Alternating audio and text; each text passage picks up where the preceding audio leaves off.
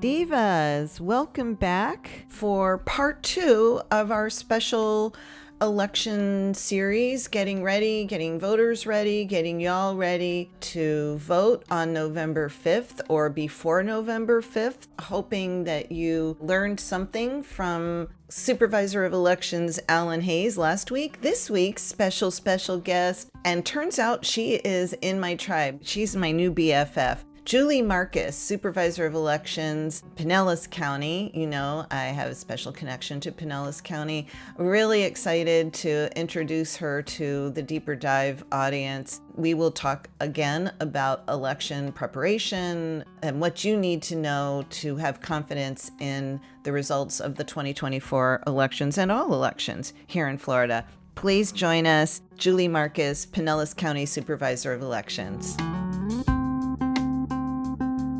As citizens, we have a duty, we have a responsibility, and I know that we are tired. I know that there's a lot of apathy out there. I know that there's a lot of emotion out there, but we have a duty to get up and we have to go out there and we have to make our mark and our voices be heard, and we have to cast that ballot. I don't care which way you do it, just get it done. You're listening to Deeper Dive with Dara, a podcast by the News Service of Florida. Let's dive in.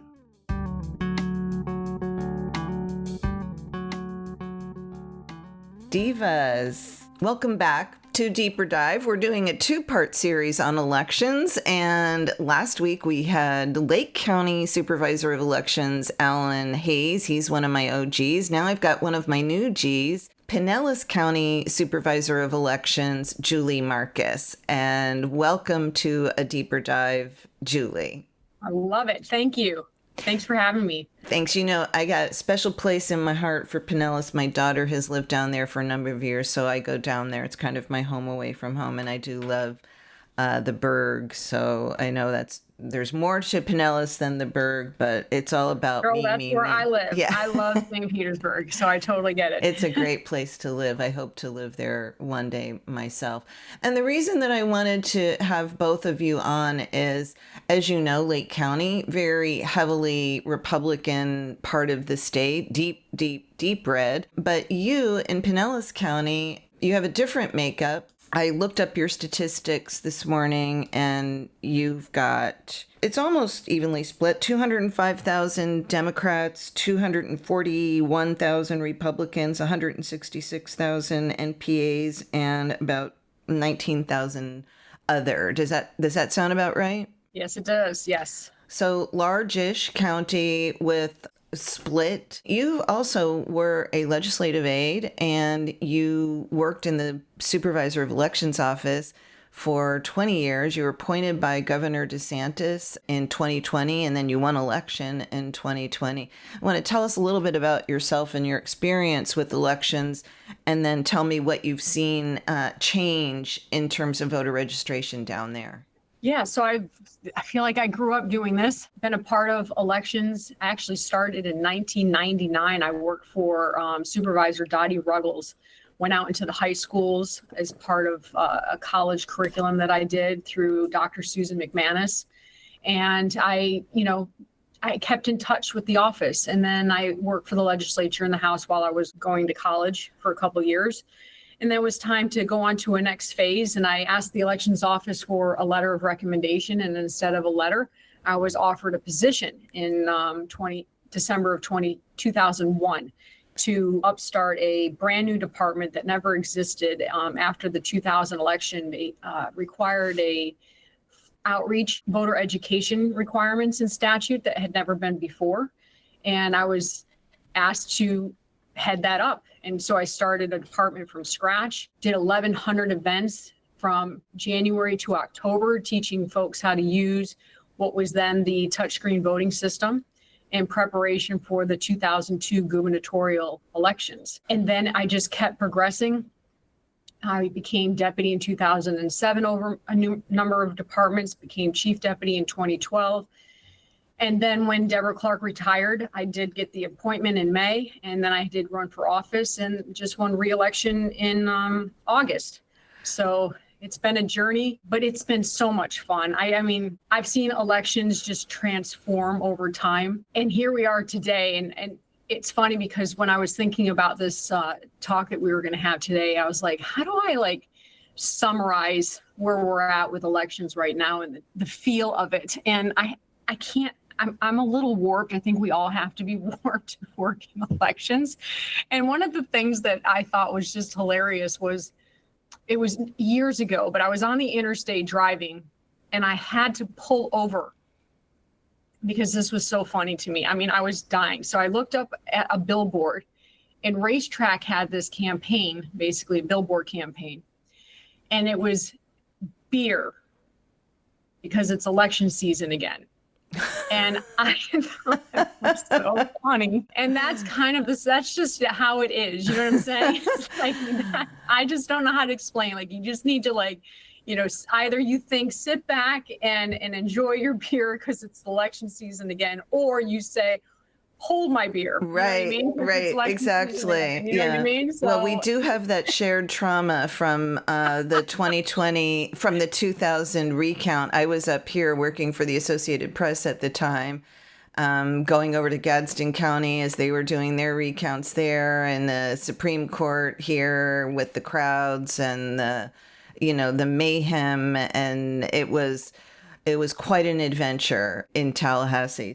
And things have changed quite a bit. Obviously, we don't have touch screens anymore. We have paper ballots now. I think that Ion, who was supervisor in Leon County for many, many years, was one of the first to adopt this kind of Scantron thing, or whatever they're called. I call it Scanomatic, but I know that's not the right name. Close enough. Yeah. So how has the composition of the registered voters changed in your tenure over the past 24 years there?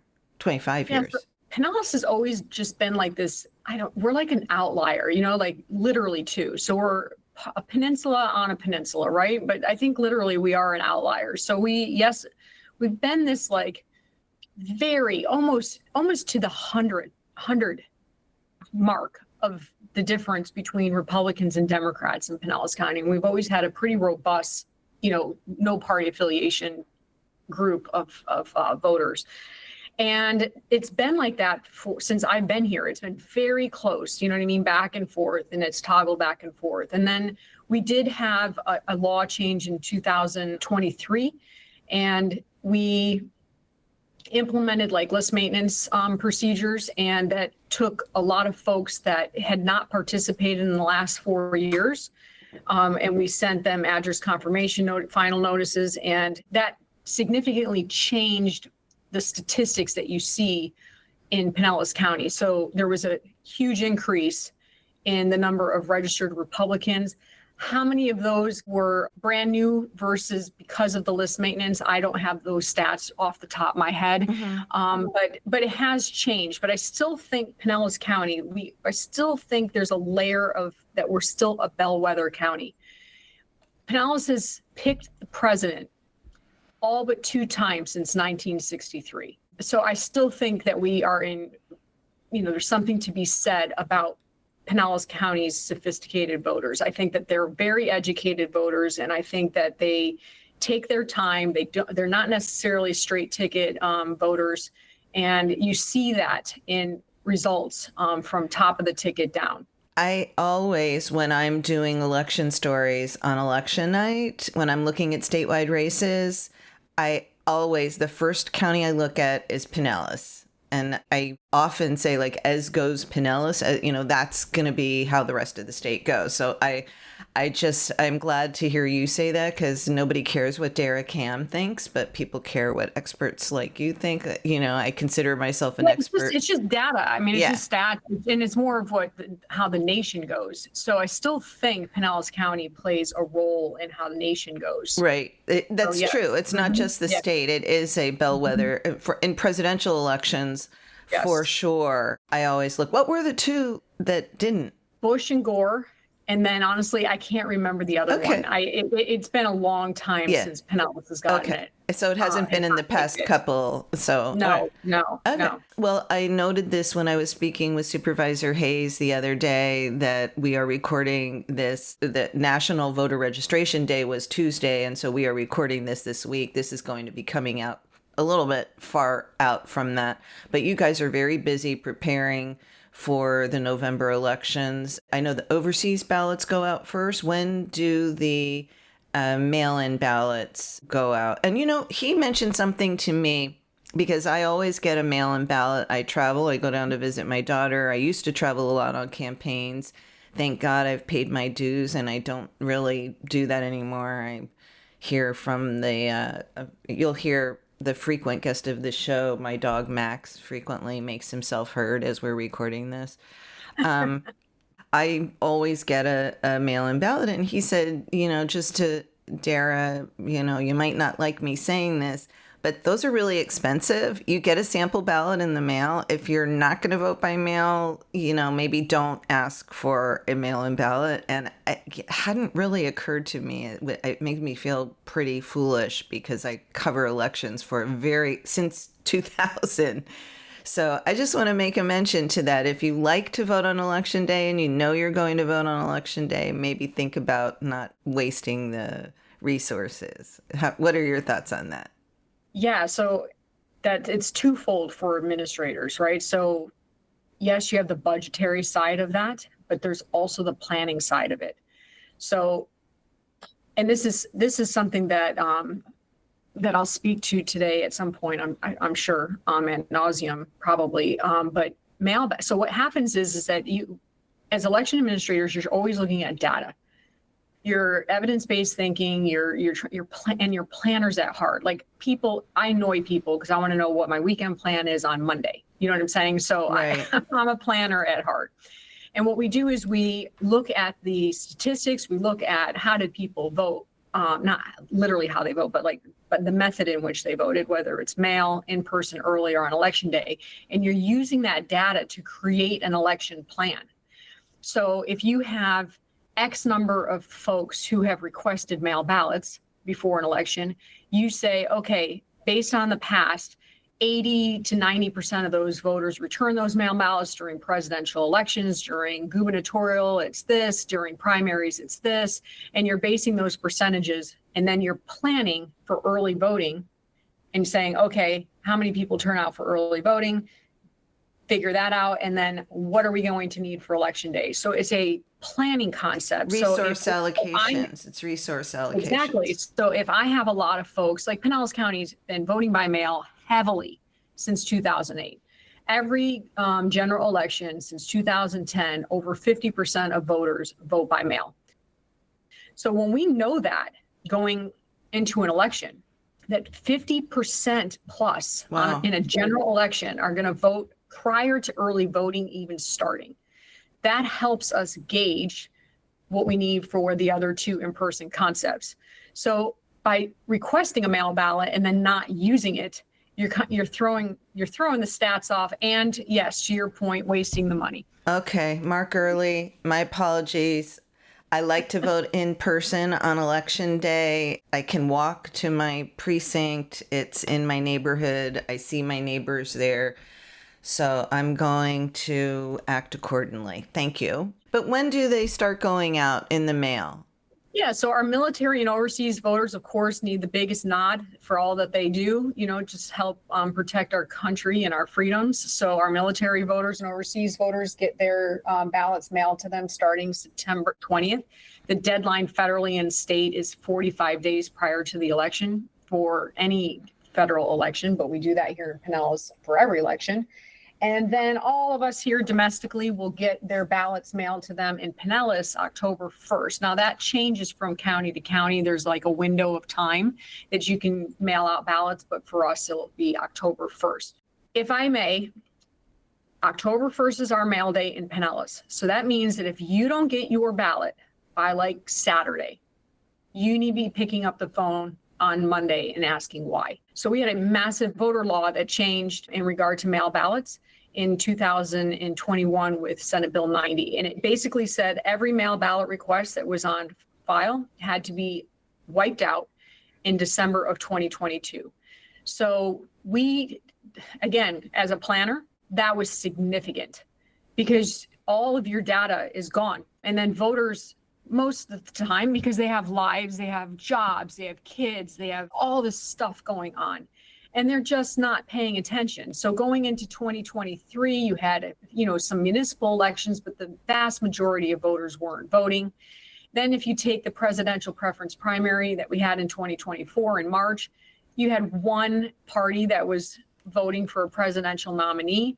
The primary, that was, we had 26% turnout in Pinellas. Some had, a lot of counties had teens turnout in a primary. So you really haven't had a lot of voters participating since 2022, which is a gubernatorial election, which is nothing compared to what a presidential election year is. So if you don't get a ballot by that Saturday after October 1st, you need to be asking why, because you probably haven't signed back up again. And that is significant. So this is something that's a challenge and that is facing all administrators going into this election, because we have not, like, for example, Pinellas, we're at about 242,000 mail ballot requests. Going into the gubernatorial election in 2022, we had nearly 378,000 Wow. requests. So we have this massive gap of a question mark. Like, okay, are all those voters going to vote by mail? Question mark. When? Question mark. When are they going to return them? Question mark. Are they going to vote in person? Question mark. So there's a lot of questions surrounding voters. So is there a deadline for when you can request a mail-in ballot? Yes. So here's our window of time. So if you don't get your ballot by the Saturday after October 1st, now we're looking at, it's going to be, let's say, October 7th. The deadline to request a mail ballot is 12 days prior to the election. So you're looking at a few weeks where voters are going to have this opportunity to figure out, did I request one? Why haven't I gotten a mail ballot? Actually request one, get one mailed to them, return it to us timely. That's the big question mark, especially here in Pinellas, where voters have become very used to voting by mail and actually prefer that convenience over all else. You probably have a lot of snowbirds too. Usually they're back in Florida by November, but they might not be. You don't get your ballot. You are unaware of the law change. You blame the supervisor. You think you got, somehow scrubbed from the rolls or something happened. This was quite controversial. I did cover Senate Bill 90. It was challenged. There were many provisions in that bill that were challenged. This is one of them, but it is the law. Democrats felt like this was part of that package because they relied so heavily on mail-in ballots during the pandemic when President Biden won the presidential election. I find it interesting that Republicans are putting more guardrails around mail-in voting. And I keep wanting to call it absentee voting, Julie, because that's what we called it for so many years. So I'm just going to call it that. So absentee voting. Absentee voting was a big part of how they managed to take over supermajorities in the House and the Senate. We have loved absentee voting in Florida for many years, right? It's been popular, as you say, in your area. Republicans have relied heavily on it. Do you wish that this 2-year thing, what are your thoughts on the two? So it used to be that once you put in a request, you got it all the time, right? And then I think you had to re-up it every 4 years. We've toggled between two general election cycles and one general election cycle since 2010. That wasn't what gave me heartburn. Okay. What gave me heartburn was the total wipeout of the mail ballot request rolls in 2022. And that's what gave me heartburn, because that meant we had to start from scratch. So now we used to have a very convenient way of re-requesting a vote by mail ballot. and you could check a box on your certificate return envelope that said, I want to keep voting by mail. We've been doing this since 2010, and a lot of counties adopted this, and it started here in Pinellas. We've had secure ballot drop-off locations that have been manned, that had security procedures in place, and we've been doing that since 2008. We'll talk about drop boxes in a minute. Yeah, so I mean, we've done a lot of things out of the gate, but one of them was this checkbox, and it was extraordinarily convenient. And that's how we were able to get a lot of folks signed back up again after the 2022 site. Yes, we had to include personal identifying information. That was part of what was required by law, but we had all of the information needed to fulfill a request. But now you had another law change that went into effect in 2023, where now if you make a request in writing, it has to be on a form.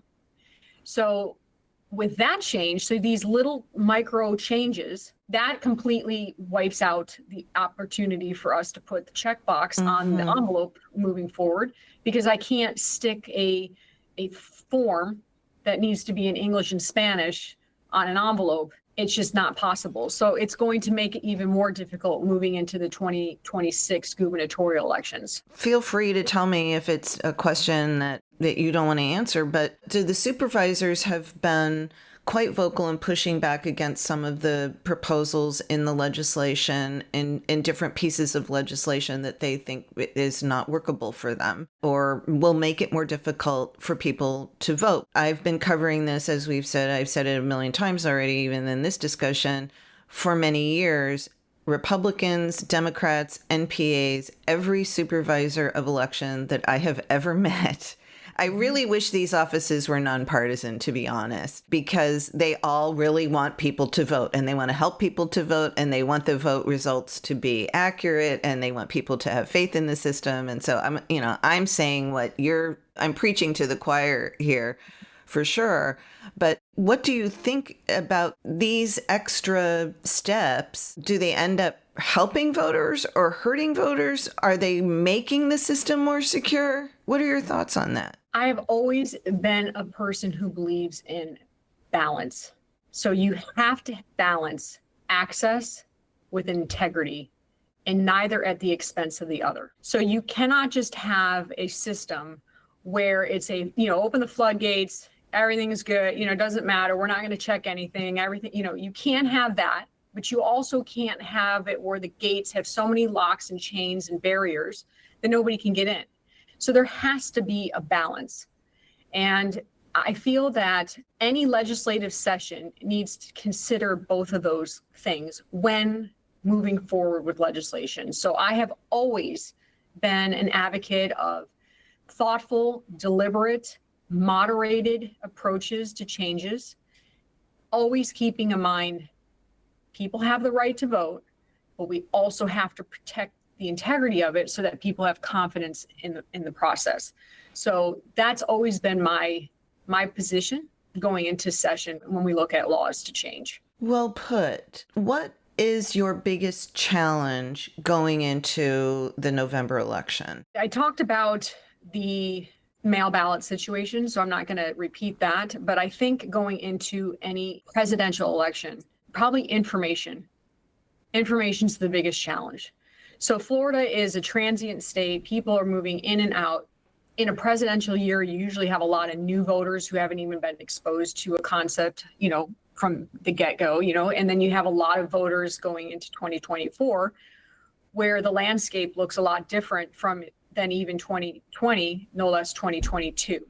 So I think information and ensuring that people have the information that they need to register to vote, and the deadline surrounding all that, keeping their information up to date, figuring out an election plan that whether you want to vote by mail, in person early, or on election day, knowing how to navigate all of those roads, and then making sure that you don't hit a roadblock where you missed a deadline and now you eliminated your option to vote by mail, so to speak, and now you have to vote in person, and now you have to figure out, okay, early voting or election day. I mean, Florida, I have to give some props to Florida. I mean, you have basically, in essence, the concept is like 45 days to vote. You know what I mean? Every day you have, in essence, the option to vote. So whether you vote by mail, whether you vote in person or on election day, it's there. It's there for you to take. And as citizens, we have a duty, we have a responsibility. And I know that we are tired. I know that there's a lot of apathy out there. I know that there's a lot of emotion out there, but we have a duty to get up and we have to go out there and we have to make our mark and our voices be heard, and we have to cast that ballot. I don't care which way you do it, just get it done. Information to me is key, and we have to inform ourselves and not sit back and think that it's just going to fall on your lap and I don't have to take responsibility. So go to your supervisor's website. Most now are at .gov, you know what I mean? So there's either a vote Pinellas.gov, Hillsborough.gov, so on and so forth, HillsboroVotes.gov. So there's you go to the supervisor's website or pick up the phone and call us. Voters are going to be inundated or are currently inundated with information. You have stakeholders coming from, it's almost like it's just napalm of information, right? Just coming at you from every direction. Oh my gosh. I live in a Senate district that has got like the only competitive Senate race right now, state Senate race. And I am like, I could literally like paper my entire bathroom with the mailers that I'm getting from that. Yes. So you have all this information, to your point, whether it's, and I get it. It's a campaign. There's a lot at stake. Not only do you have a lot of, like, our ballot is 2 cards front and back. That's how long. Oh, that's a lot. That's a lot. So you can stand in line for that, or you can get, vote that in the comfort of your home and air conditioning, and you have a roof over your head and you're not getting rained on. We have a lot on the ballot, and yes, you have the presidential contest, but you have a lot of other things. But you know what? Dara, that I think a lot of folks don't realize is that just based on psychology, people turn out to vote for issues before they actually come out and vote for people, because issues draw a lot more emotion than candidates. I mean, it takes a lot for a candidate to make you emotionally connected to them versus an issue. And we have a lot of hot topics just in the proposed constitutional amendments alone. And then in Pinellas, we have a few, regarding, term limits and other things in Pinellas. And I'm not quite sure what's around the state, but there's a lot of things out there that are going to drive people to the polls. And that will be interesting for political scientists to see too, what is going to end up, who's going to come to the polls because of what's on the ballot. So that will be interesting. And we'll be right back with Julie Marcus.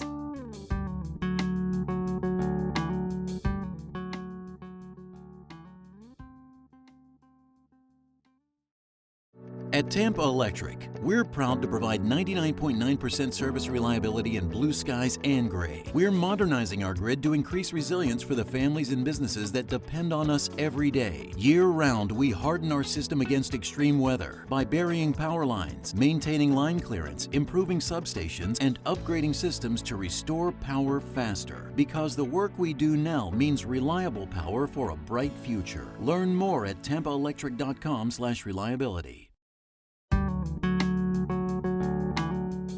And we are back with Pinellas County Supervisor of Elections, Julie Marcus. We do have 2 very controversial proposed constitutional amendments, one that would legalize recreational marijuana and the other that would enshrine the right to an abortion in the state constitution. We also have one that would require school boards to be partisan races, which I think is being, kind of left a lot out of the discussion because there's been so much focus on Amendments 3 and 4. And we do, at the top of the ticket, have 2 presidential candidates. You could almost lump Donald Trump into the issues motivated, as an issue that motivates voters, as he's a candidate that either excites voters a lot or he's a phenomenon unto himself. Let's just say it that way, because that is true. So there is a lot at stake on the November ballot, and that's why I really wanted to devote 2 episodes to what people need to know and sort of break down some of the myths and stereotypes and talk to you experts and see what your thoughts are on some of the things that people are asking me about and what we're seeing in the news from other states or what issues that are being raised here. One of the things that I said we would talk about, we would come back to, is drop boxes. So there have been changes made to drop boxes. I think this was also the subject of litigation. During the primary, I drove by the Leon County Supervisor of Elections site and I saw they had like a little tent with people standing, sitting by it. They have to be people who work for you. They can only do it during the hours that your office is open, restricted the locations where they can be cited. Yay or nay on that? Pinellas She's smiling. Nobody can see. I can see. She's smiling. Pinellas has always done it that way. Okay. So it's hard for me to hate on a process that we've always done. So since 2008, we've always had people manning them. What has changed for us is when we can have ballot drop off available. So here's my line of thinking, whatever this is worth. I feel very strongly that we should do everything we can to ensure that the people who are on our voter rolls are eligible voters. We should do everything we can to make sure that our voter rolls are maintained, whether that's address list maintenance, ineligibility list maintenance. Let's have a voter file that we know that the people who are on there are eligible voters who can cast a ballot in an election, right? That is the first and foremost. That's the starting important point, right? No, but what I'm saying is that's the catalyst. Then once we have that, then let people vote. Right. When the legislature changed and kind of reduced the amount of time where voters could drop off ballot, as an administrator, it then limits our time when we can get ballots back. So I'm very much in favor, because I understand the importance of timely results. Again, here's one of those balances, right? Mm-hmm. You have to balance accuracy with timeliness. You have to be accurate, obviously, but it cannot be at the expense of timeliness, because the longer you go through the process and the longer it takes, confidence starts to erode in what the outcome is. So timeliness is very important in an election. So what happens in my mind, and which is what I expressed to the legislature, is once we know we have clean voter rolls and that people are eligible, and now they have requested mail ballots, and we're talking about that topic because we're talking about dropping them off, let them drop them off. Because if I can get them sooner, in Florida, we can count them sooner. So we get weeks. You don't before have the to election. wait until 7 o'clock on election day to start counting them. That gives us a real, that's one of the reasons why our results are so early compared to a lot of the other states. People don't realize that. Yes. And so again, these incremental changes. So by them even taking away the Monday before the election. So the Monday before the election, we always used to have our 20 plus ballot drop off locations open, and we would get 10,000 plus ballots back that day, and we could count them Tuesday morning. Because you still have to go through the process. This is something else. This is another one of those myths that, we never look at anything with the mail ballots. Yes, we do. And you still have a process that you have to go through in order to count the ballot that's inside that envelope. You still have to reconcile. You still have to verify the signatures. You still have to open them. You still have to get them down into the tab room to be counted. It's still a process, and it takes time. So grateful that we have weeks to do that. However, voters hold on to their ballots for various reasons, okay?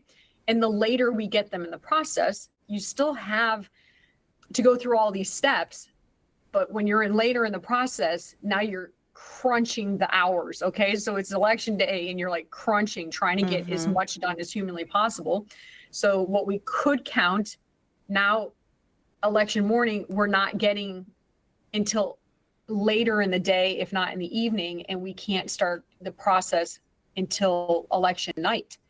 So this is something else that I have expressed concerns to the legislature about across Florida. going back to having hundreds of thousands of people not on the mail ballot request rolls right now, wondering when they're going to request a ballot, because the later you get it in the process means probably the later we're going to get it back, which means we can't count it until later. Mm-hmm. And are we going to be counting into the wee hours of Wednesday, if not Wednesday, because we have to count an eligible mail ballot? It's not like if I get it before 7:00, it's still a ballot that has to be counted under Florida law. So I can't just be like, well, you know what? It seems a little late. We should go wrap this up, go home, and the result. No, you still have to count them. So having the ballot drop-off locations not available is as much as we could have them available. Again, it's kind of like taking that fire hose of water and trying to squeeze it through a garden hose. And election day is garden hose. So let's try to creates a bottleneck. Spread it out. Yeah, spread it out. You know what I mean? And that makes it easier. That's a really great explanation. Thank you for that. We're going to have you back on because you're going to be one of my new BFFs, and we're going to have you back on after the election, because I'm very curious to find out what happens to all those voters those 100,000 voters or however many thousand voters who didn't request the mail-in ballots. Did they just go away? Are they voting? What happened? I'm very curious to see what happens with that. What do you think are some of the best election law changes since you've been in office, and what do you think have been some of the most challenging? I think you may have already outlined some of the most challenging, but what do you think Florida has done other than moving to the paper ballot? What do you think has been the most successful? I love Florida for coming out of 2000 and actually doing something about it. So we came out of 2000, we passed this 2001 Election Reform Act, and we created procedures to correct what happened in 2000, which is rare. Okay. So to correct something and see that, hey, this did not go right and we need to do something about it, which I have not seen in other states coming out of 2020, where there was corrective action to help voter confidence. Yeah. So to me, I don't mean to go back that far, but I think it's important to say that Florida put in uniformed, we didn't even have recount procedures. There wasn't even a threshold for recounts. I worked for the Associated Press, and then I went to work for the Palm Beach Post.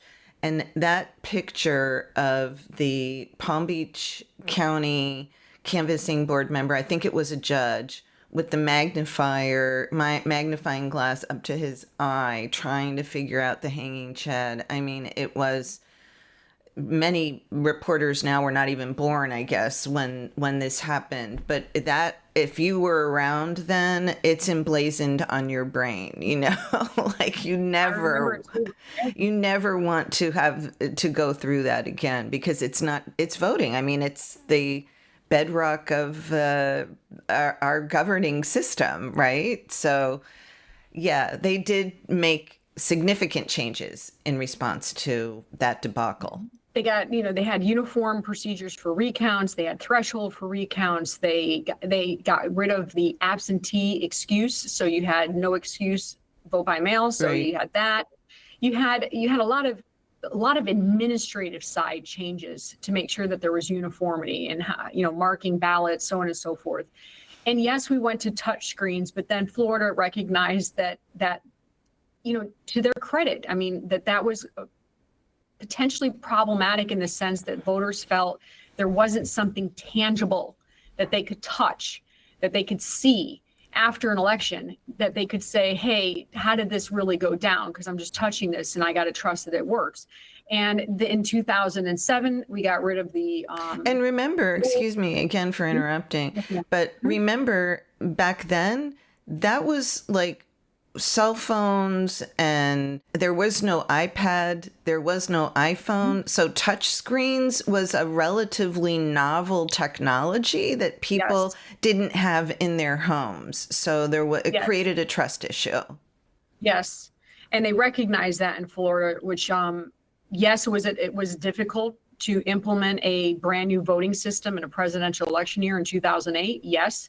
Was it worth it? Yes. Florida implemented audits, post-election audits. I am a huge advocate of this. People ask me, how do you know? And I'm like, I don't just know. I don't believe, I don't think, I'm not on the fence. I have evidence that an election was counted accurately and securely. I have evidence of this. I have evidence because I have in boxes that are, sealed up, that are visqueened, that have to be stored for 22 months in my warehouse, that I can prove the results of the election. And on top of it, Pinellas County, this is something that, again, goes back to the audit laws, requiring audits post-election. Pinellas County has audits 100% of every ballot, everything. Every single contest, every single precinct, every oval, we've been auditing since 2021. We've been auditing since 2008, but we implemented new technology in 2021. And I want you to hear this number because this is fascinating, Dara. I can prove out of the audits that we've conducted since 2021, we've audited over 15 million ovals. Wow. Okay. And so what happens is that you have the tabulation system that is tabulating all of the mail ballots. And then when you go into your early voting and polling places, you're feeding them through a scanner, right? So you have this tabulation system that tabulates the votes. Every one of those ballots goes through an entirely separate system by a different vendor and is counted in essence again. Now, the tabulation system is what you get the official results, but the audit system is what's auditing the tab system. So we basically have counted each ballot twice. Right. So out of the audits that we've conducted, we've audited over 15 million ovals. Of that, the two systems saw ovals differently a little over 600 times. Wow. That is a 99.49s and a 7% the same. There is nothing that statistically accurate that you can possibly imagine when it comes to elections. So when somebody's like, well, how can it prove to me that the election wasn't rigged? I'm like, it wasn't. Right. It was absolutely categorically done accurately and securely, and I have proof that you can touch and you can see with your own eyes. Supervisor Hayes also spoke about the significance of those auditing procedures and how Secretary Byrd is wanting every county to have them. It's a very expensive system for some of the smaller counties. You mentioned the auditing and how that proves, not ensures, it proves there is no fraud. Yet we still have, I want to ask you about, again, little delicate, people are writing stories about it. The legislature created the Office of Elections, Crimes, and Security. They are now looking into allegedly fraudulent petitions. As I mentioned I keep wanting to call him Senator because Supervisor Hayes. Yeah, right. Okay. So as I mentioned to him the other day, these ballot initiatives, there have been problems within that process for many, many years. That's not new. Shirkers are going to shirk, I guess. You know what I mean? That people work. They're paid to do this. And so that's part of the process. Are you one of the counties that is looking at these petitions? And what do you think about that process at this stage of the game, weeks before ballots go in the mail? Does that undermine voter security, voters' confidence in the system, or am I wrong? You're not wrong, but is that an unfair question to ask? I'm going to take it more as a holistic concept. So do it. The fact that you know that there has been petition fraud means the system worked. So I look at it with a totally different lens. I have no problem saying that, yes, we have reported to the state attorney's office, to FDLE, or to now the governor's Office of Election Crimes and Security, voter registration fraud. I have no problem saying that we have caught petition fraud and have submitted those to the authorities. I have no problem saying that we have caught persons not to a degree that's excessive, but yes, there have been folks that have voted twice, right? And Eric, the system that we can't use anymore in Florida, helped us identify. I was going to ask you about Eric. Those were because we don't know. If you come from a different state, I'm not going to know. Like Right. Today, I am not going to know. If you came from Ohio and you come to Florida, I am not going to know because we can't cross data check that. But in the state of Florida, we can.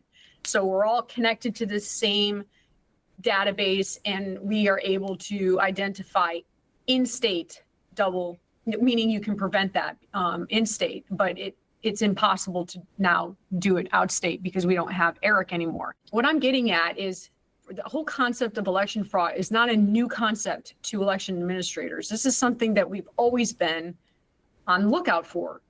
You look to see, wait a minute, this handwriting looks very much the same. I've seen this on other applications. I've seen this on other petitions. We start putting it together, piecing it together. And the fact that we identify it means we're preventing illegal concepts getting into the system.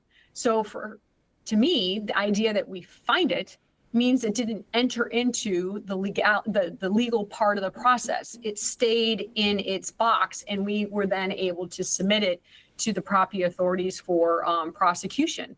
We are never complacent.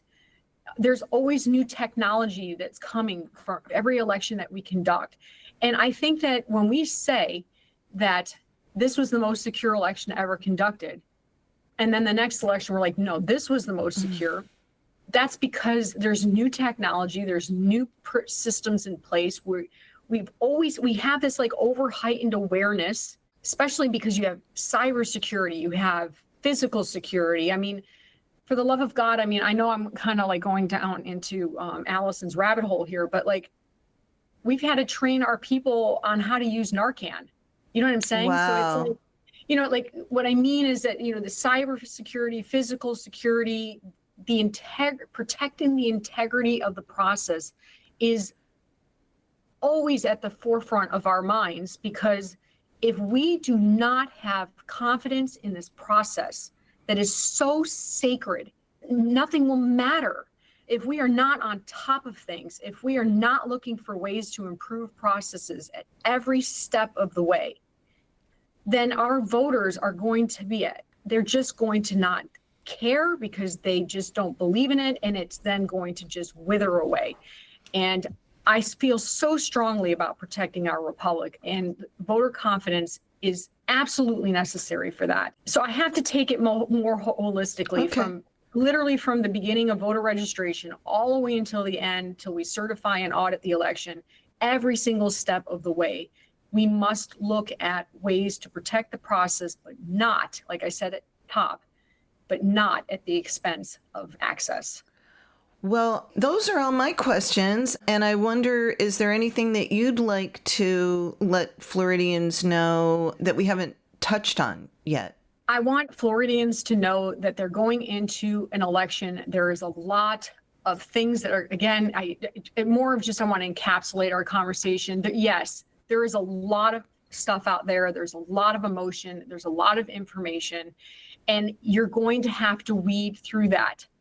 And the source that you can rely on to provide you accurate information, to make sure that you have the information that you need to register to vote, to make sure your information's updated, to make sure you have an election plan in place, and that your ballot is going to be cast, and then it's going to be counted properly, lies within the Supervisor of Elections. And we are your source. Come to our websites, call us, please, to get what you need to participate in our republic. It is necessary. Actually, I have one more question, and then I like to end with a little fun question, lighten things up a bit. Thank you again for joining us. It's been a real treat meeting you today. We've heard reports of concerns about safety around some other areas. I don't know if that's an issue in Pinellas or for your colleagues. Is that something that you think is a concern of safety for not only yourself, but election workers? I think that it's that heightened awareness. It's practicing the defense in depth, your threat prevention, detection, response, recovery. You're working with law enforcement agencies. We are protecting our poll workers. We are protecting our voters, but we need to do it in a way that does not come across as intimidating. Mm-hmm. So it's behind the scenes where it's there, but I don't want you to see it, Mm-hmm. because I want voters to go into a polling place, feel like it's open, it's accessible, and they can hit that, that was easy button, walk out, get their I voted sticker, go home, pick up the kids, make dinner, and have a great day. You know what I mean? That's the experience that I want our voters to have. What happens around that to protect that process, that I want behind the scenes, and know that it's there. Okay. And that's about as much as I can expose. Well, that's a great answer. Right. That I can. Right. That's a great answer. It's a great answer. Thank you. Okay. So let's have a little fun. What is something about you that people would be surprised to know? Something about you people would be surprised to find out? As much as my job seems very left brain and it's analytical and data driven, I'm very right brain oriented. I love to paint. I play the violin. Do you? What kind of music do you play? I play classical violin. I have since I was in 4th grade. Wow. I think I was maybe in the Renaissance in a previous life. I don't know, but I have I love classical for violin. the fine arts, whether I do oils and watercolors, but I really am. I love, as much as, like, right now I seem very extroverted. I'm very much, and I love going home to my little capsule and garden and just really flourish in that right brain part of life. Well, that's interesting. My daughter plays the cello, and I'm actually, in my job, I picked the worst career possible because I really am an introvert, and I really I would prefer to be home with a book and my dog, and instead I'm sticking a microphone into people's faces and asking them questions that are uncomfortable sometimes. It's one of the reasons why I really enjoy doing this podcast, because it's a conversation. I don't feel squeamish. The people I'm talking to, I hope, don't feel uncomfortable. And it's kind of a dream job for me as a reporter with my personality. But again, it's all about me. No, I get it.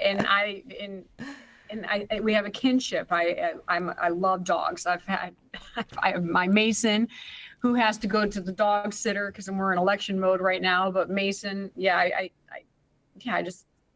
just kind of I wouldn't call myself laid back. I don't think my husband would call me laid back by any stretch of the imagination. But my hobbies are pretty intense hobbies. You know what I mean? To play the violin is pretty intense. Yes. To paint is pretty intense. Yes. But You're a badass. Come on, you're a badass. Oh my God. I'm in this era where I'm like, me and my friends and I'm encouraging us to all embrace our our best badass versions of ourselves. Pinellas County Supervisor of Elections, Julie Marcus, it has been a real treat. Thank you so much for joining me today. Dara, thank you so much. This was awesome. Great time. Thank you. Thank you. Bye-bye. Bye-bye. Thanks for listening to Deeper Dive with Dara, a podcast by the News Service of Florida, hosted by News Service senior writer Dara Cam and produced by me, Mike Exline. Music for the podcast was recorded by Periodic Labs, LLC. To tell us what you'd like to hear, what you've thought about the podcast so far, or even just mention how awesome we are, we have a new email address and we'd love to hear from you. That's right. We'd love to hear from you. Email us at podcasts@e.newsserviceflorida.com. I know it's a mouthful, but it's podcasts@e.newsserviceflorida.com.